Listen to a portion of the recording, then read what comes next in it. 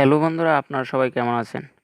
তো আজকে আমরা ঈদ কবে হবে সেই সম্পর্কে বিস্তারিত জানতে চলেছি। তো চলুন এক নজরে দেখে নেওয়া যাক। 2026 সালে পবিত্র ঈদ উল ফিতর চাঁদ দেখার উপর নির্ভর করে আগামী 20শে মার্চ অথবা 21শে মার্চ শনিবার পালিত হওয়ার সম্ভাবনা রয়েছে। বর্তমানে রমজান মাস চলছে এবং ঈদের তারিখটি মূলত শাওয়াল মাসের চাঁদ দেখার উপর নির্ধারিত হবে।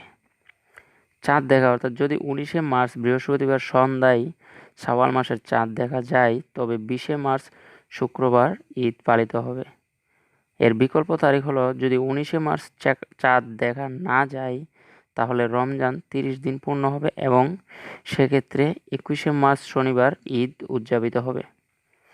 আঞ্চলিকভাবে যে পার্থক্য রয়েছে, সাধারণত সৌদি আরব সহ মধ্যপ্রাচ্যের দেশগুলোতে চাঁদ দেখার একদিন পর ভারত ও বাংলাদেশে ঈদ পালিত হয়।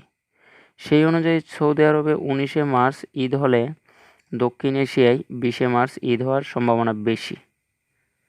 তো এক্ষেত্রে পশ্চিমবঙ্গ সরকারের ছুটির তালিকায় 21শে মার্চ ঈদ উল ফিতরের ছুটি নির্ধারিত রয়েছে, তবে চাঁদ দেখার উপর ভিত্তি করে এই তারিখ পরিবর্তিত হতে পারে।